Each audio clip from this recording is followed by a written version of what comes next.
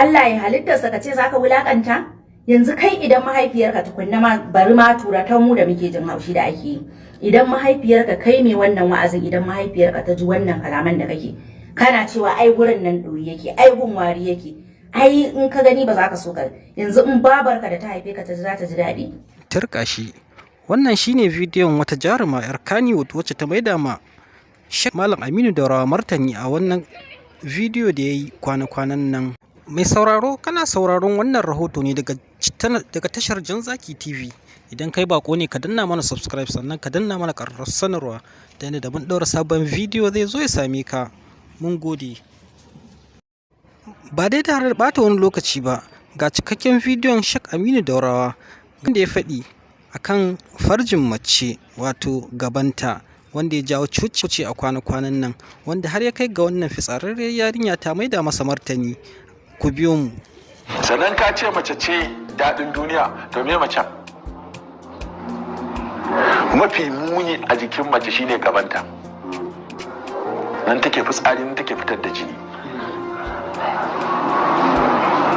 To me na burkiya? Shi yasa aka ɓoye shayi. Ai da shi mata suke nuna gudu za a ita yi. Sai fuska ita ce mafi kyawu a jikin mace, to da shi za ta ja ka zuwa ga mafi munin kuma. Bai da kyan gani, bai da kyan abu.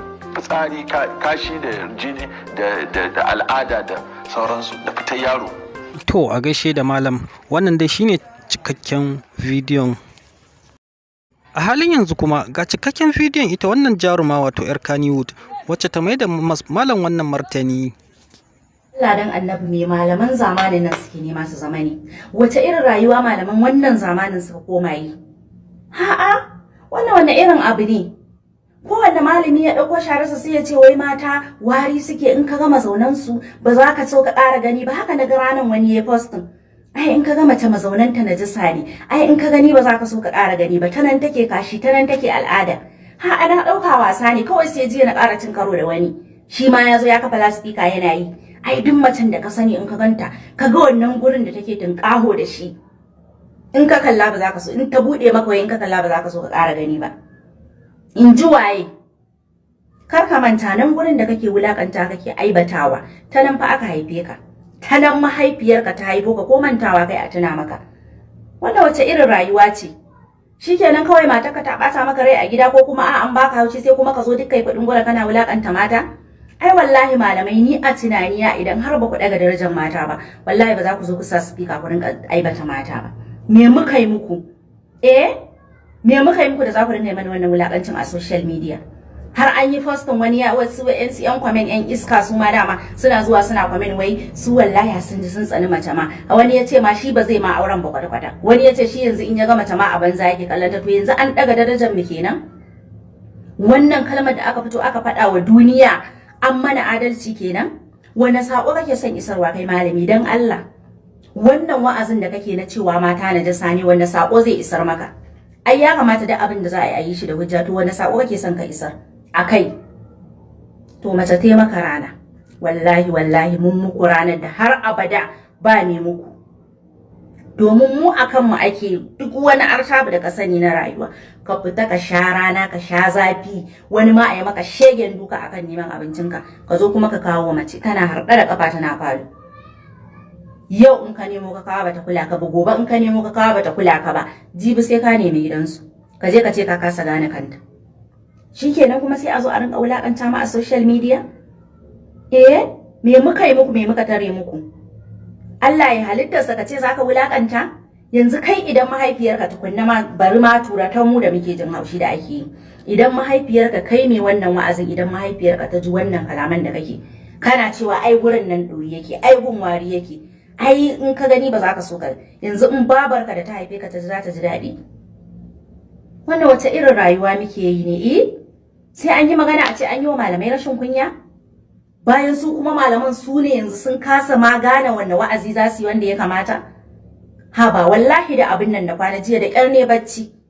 Na ga ɗaya na ga biyu shikenan yanzu wa'azin ku ya koma akan mata a jikinsu najasa ne kaza kuma a haka kuke bi. A haka Turkashi.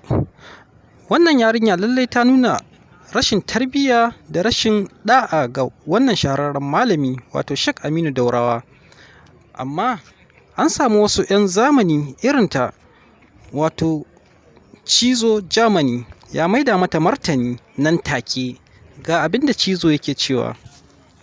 Assalamu alaikum mutanen Kano. Wannan sako ne zuwa ga mutanen Kano. Mutanen Kano an san su da san manzon Allah da kuma san Alkur'ani mai girma da kuma kiyaye dokokin Allah. Wannan ita ce wadda ta zagi mahaifiyar Malam Aminu Daurawa. So yanzu haka ya bada umarnin a nemo ta kuma a kamo ta. Kuma sannan wannan yarinya da kuke ganin ta rashin kunya ta ya kai har rashin kunya.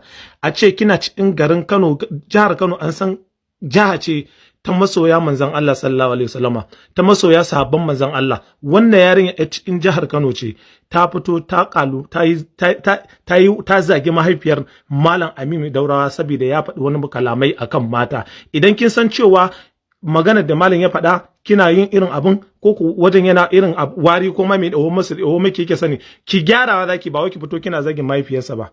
So ba mu ji daɗin wannan abin da kike ba, ko mutane suna Allah wadai da ke ya kamata ɗan yi zuba shugaban yi zuba a nemi wannan yarinya a hukunta ta. Yawwa saboda abin da take yayi yawa, ki zagi malami din yayi.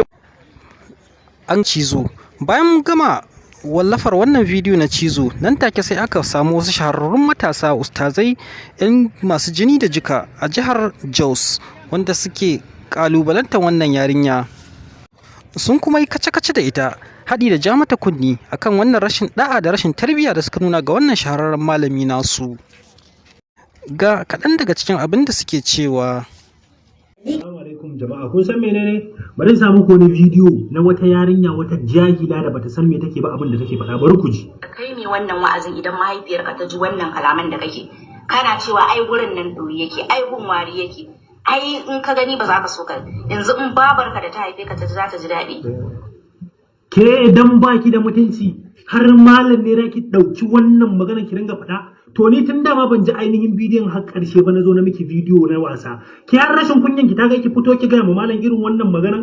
To na rantse da girman Allah inda a Jos kike ko yau idan ba sai mun daga miki hankali mun hana ki bacci da kowa na gidan. Wallahi tallahi yau da ke yar Jos ko idan ba sai mun je gidan ku mun ci durin uwarki ba. Da mun daga miki ba ma zagi a social media, amma duk wanda ya taba mana malamai dan durin uwarsa ya taba mani. To za mu ci durin uwarki. Da a Jos kike ɗan Kano ma da suka barki kike zauna lafiya yanzu wallahi tallahi ni ina ganin laifin su. Baran zage su ba saboda yan uwa musulmai ne, amma ke dai kan duk ran da kika zo Jos muka ganki ido na idan ki sai na ci gindin uwarki. Wato ku karuwancin kuma har ya fi karfin irin dan kuna karuwanci ana barin ku dan uwarki ki je ki ji wa'azin ki ji abin da malam ya faɗa. Inda kin ji abin da ya faɗa tun farko wallahi da kin san ke ba yar iska bace, ba kya karuwanci da bara ki zo kina wannan maganan ba. Saboda maganan da yake akan mata ne masu iskanci masu bariki a gari wanda suka dauki wannan gurin shine gurin sana'ar saboda su yake magana. Banza mara kunya. Assalamu alaikum warahmatullahi ta'ala wa barakatuh. A gurguje ba sai na tsaya na ƙarasa wani dogon magana ko na ba, kun ji abin da ita ta faɗa da bakin ta. Gaskiya baki ba kanki adalci ba, baki ma malam adalci ba. Na farko wannan malamin a duniya ba karamin malami bane, babban malami ne. Kuma wannan wa'azin da yayi na ji wa'azin na kalla. Amma ke da yake ba ki hankali kin zo kin hau social media kin yanke daidai wajen da yayi magana. To tsaya, abin ma da ya faɗa ƙarya ne, ba da gaske ba hakan bane. A nan ake yin fitsari, kashi, jinin haila, aihuwa, babu abin da ba na ake ba kazantan bane duk abin da na lissafo miki wannan abubuwan, duk ba abubuwa kazanta bane suke fitowa ta wajen. To baraka ji mai abin haushin shine zaki fito kina wannan saboda tsabagen baki da ilimi. To baraka ji mai abin haushin da ta tsaya ma ta ji wa'azin tun daga farko har karshe, ta ji dalilin da yasa ake faɗan wannan maganar, ba za ta zo ta ringa jahilcin nan ba. Amma nan ku zo ku zauna, wallahi ban san me da Allah ka ba Allah kai da ba din ba kyau tsine ma mutum ba da jefa mutum bakin gaba zuwa wuta. Dan girman Allah ki koma makaranta. An gaishe da samarin sunna na garin Jos. Sai dai kun san Hausawa suna cewa fahimta fuska. An sami wani malami shi ma ya bulla da cewa da tashi fahimtar cewa lallai abin da Sheikh Aminu Daurawa ya faɗi kuskure ne. Assalamu alaikum. To, na san kun saurari wannan bidiyo kuma da yawa daga cikin ku za ku ji wani iri, musamman mata za ku ji babu daɗi.